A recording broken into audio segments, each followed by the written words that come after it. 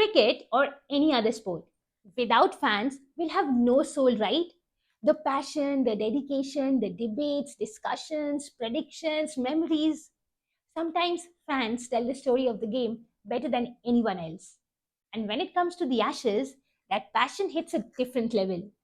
So I thought, why not hear from someone who genuinely loves Australian cricket? Someone who has grown up with a lot of Ashes memories, the wins, the losses, the comebacks. So today we are hearing from Saptarshi about his expectations, his prediction, his excitement, his perspective on the 2025 Ashes. Let's go. Hello, Saptarshi. Welcome to Offside Opinions and thank you for being the first guest on my channel. So the Ashes are starting, and Ashes is a test series which does not just excite Australian and English fans but also fans all over the world. So, are you True. excited for the Ashes? Obviously, 21st of November, 8 a.m. IST, and just sit in front of the TV with a cup of tea or a coffee and just see whoever bowls or bats and just enjoy at least the first session. Yes. So, what is your prediction for the Ashes? It is going to be a five-match series, right? So, do you think it is going to go Australia's way? See, high chances it would go Australia's way, to be very honest. But what I think is that the first two matches will be huge for England. So it will be starting at Perth and then going to Gabba. If England can at least restrict themselves to either 1-0, or if they can win anyone from those two matches, that will be a huge boost. If they go down 2-0 on a start of a five-match test series, the Ashes is anyways gone. Okay. Perth and Gabba will be the challenging ones, but there is a but here, because seeing the bowling lineup at the first test match, Australia will start as a bowling lineup quite inexperienced with only Stark and Bowl and maybe the frontline bowlers that they will be starting with, because Part will give assistance to pacers. That is no doubt. Means there isn't any hint of doubt regarding that.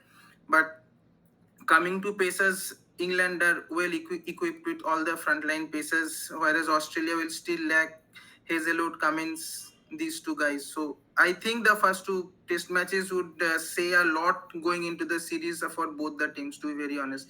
So and still keep Australia 3-1 or something like that, because I am keeping either a Melbourne or a Sydney to be a draw, because they are absolute belters of batting pitches. So I will keep anyone a draw. Yes, and actually you mentioned about, because my next question was anyway going to be about Hazelwood, and you actually mentioned that it is going to be a huge miss for Australia, right? Cummins was anyway ruled out because of an injury. Now Hazelwood has also picked up an injury, so that would be a big miss. So definitely they would be going with a kind of an inexperienced pace bowling lineup at Perth, and that is going to be a big advantage. Maybe England would have a little bit of an edge over Australia in that matter. But now, also not just about the pace bowling, with Cummins not being there, it is also a new captain. I mean, not a new captain, someone who has have had enough captaincy experience. But do you think Steve Smith being a captain is going to be helpful for Australia, or you would have preferred Cummins being the captain? So Smith being the captain is something not new to Australia, England, or anyone. Okay, see, so he is something a different character, be it in batting or captaincy. The most important thing will be Smith will be with the players mostly he has captained with. Okay, Hmm. because one or two will be there, might be, because if they start with Nasser or Brendan Dodgett or Yeah. Jack Weatherall, so those will be new. But the core group eventually has played under his captaincy, if I'm not wrong, so that won't be a problem for Smith, at least to captaincy. And if Cummins was also there, I have seen matches where Smith's input have been absolutely important to Australia in crunch situations.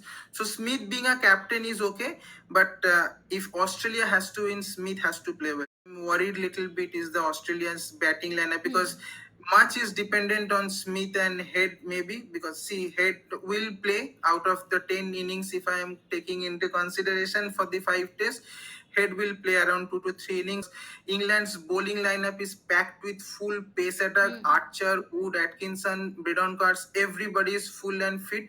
I am pretty confident that Wood, Archer, and Atkinson will start.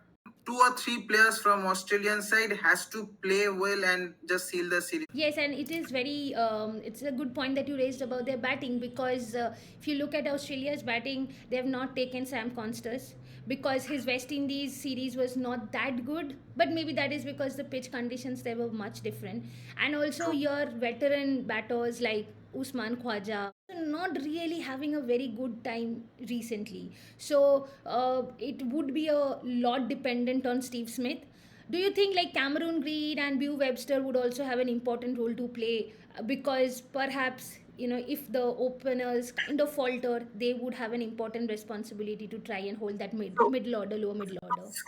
first of all, I doubt that Green and Webster would be playing in the same team. Okay, means playing 11. Okay, so because if I take into consideration Khwaja opens, which is 99% Hmm. confirmed, he will be getting a new pair, I guess, in the form of Jack Weatherald. So that is my prediction. And Labuschagne moves to first down. Okay, Smith has to be second down. That is okay. Then Head and Green has to play. Now after Green, there is the wicket keeper Alex Carey. Hmm. That is fixed position. Okay. Now the choice will be if I leave into that 8 slot open. The last three would be Lion, Stark, and Bullen. So you can't touch that part. Okay. Lion has to play whatever the pitch is, be it green or anything. Lion has to play. That one slot that I think is open is might be Michael Nisar or Brendan Dodgett.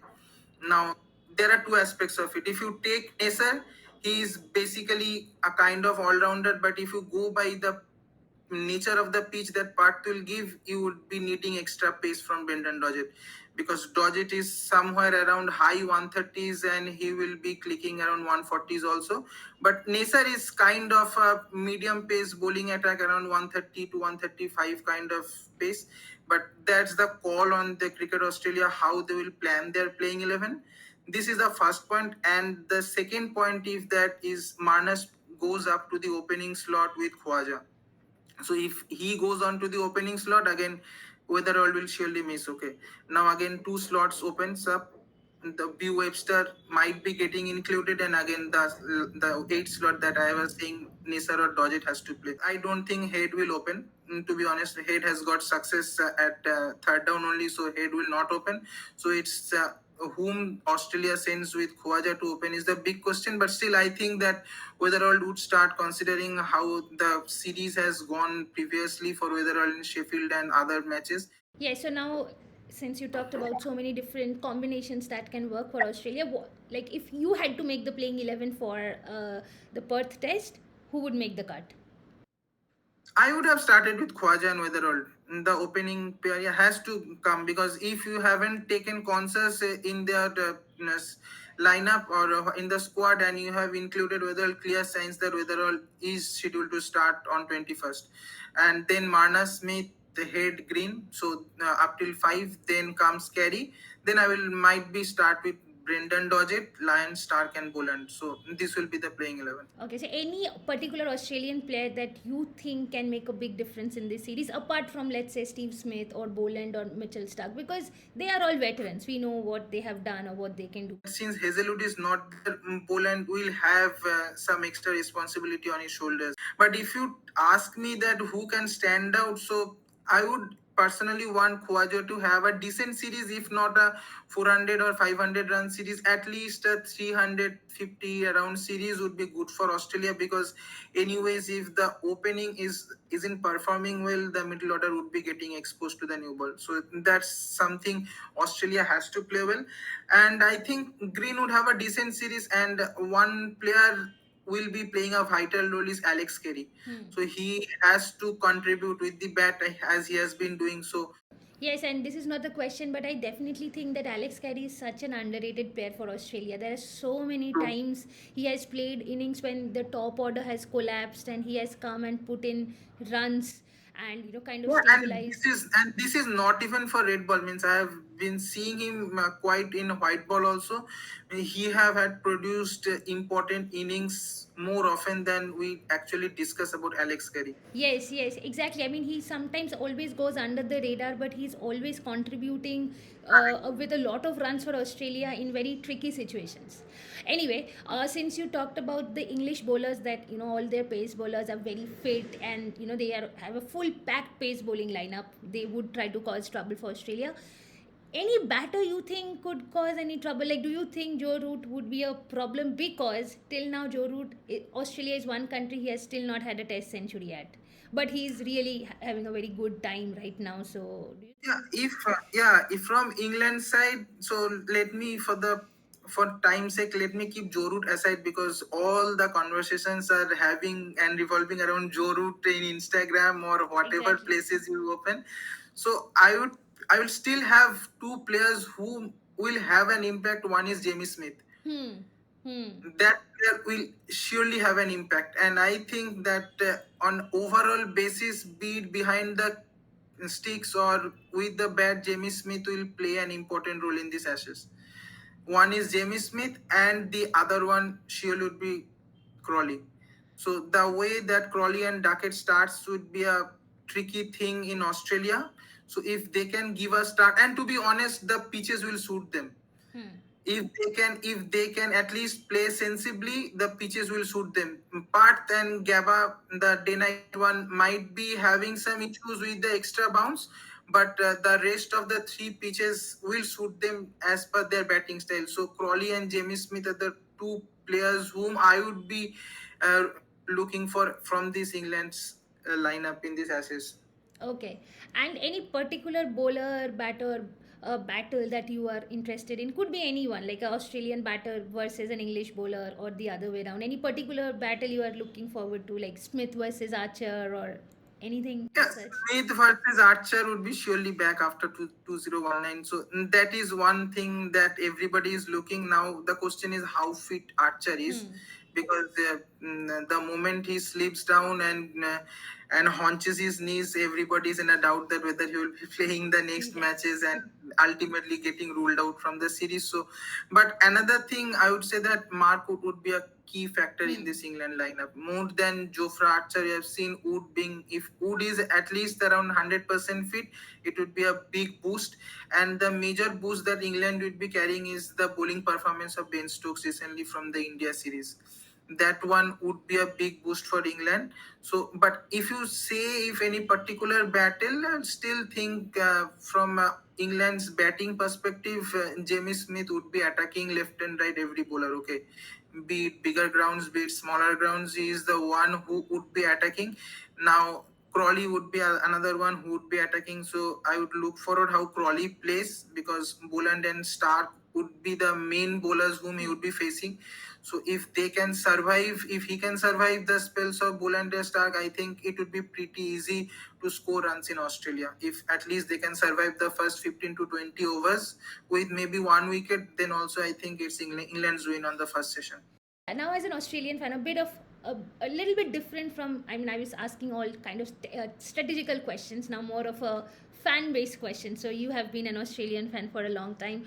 If you had to share one favorite moment from the Ashes, which is your favorite, or you can share more than one also. See, there are two options where I am getting confused. Okay, that is the comeback of Smith in 2019, Of and course. another one would be a tricky one. Means 2023 Cummins and Lyon hitching up a Hmm. partnership and winning the Birmingham Test. Okay, so that test was fully going out of Australia's way, so that Cummins and Lyon's runs were very much crucial. And I still remember the tap of Cummins, the winning moment, and some who was there the player trying to save that run, but ultimately the ball got rolled off to the boundary. So these two moments, but if you still want me to keep anyone at the topmost point, I would be rooting for Smith's comeback in 2019. Yes.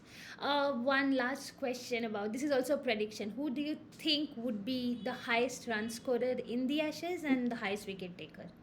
Highest run getter will be Smith, But again, if Smith has to do the bulk of the runs in Australia, then Australia would be in trouble, to be very honest. If Yes. Smith has to play every innings and save Australia from batting collapses, Australia would be in trouble.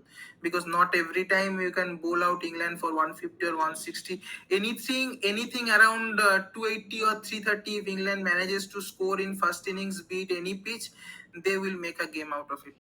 Since we discussed about Australia's playing 11, so let us have some time keep for England's playing 11 also. So England's Yes. playing 11 might be the first seven is pretty much fixed. They Yes. start with Duckett and Crawley, Pope, Root, Brooks, Stokes, and Jamie Smith. They are fixed. Now again going to 9, 10, 11, Archer, Wood, and Atkinson would play. Okay. How much Bashir would contribute in places like Perth and Gabba is still a question. That's a call from their side whether they play full fast bowling attack and leave out any spinners, because if they slide if they put in Atkinson and Cards together, so it would be full four-man pace bowling full attack. So in that case, the only spinner would be Root. Now they have to take into consideration that Stokes is fully bowling. Hmm. Now, if Hmm. Stokes is fully bowling, they already have Stokes plus Archer, Wood, and Atkinson.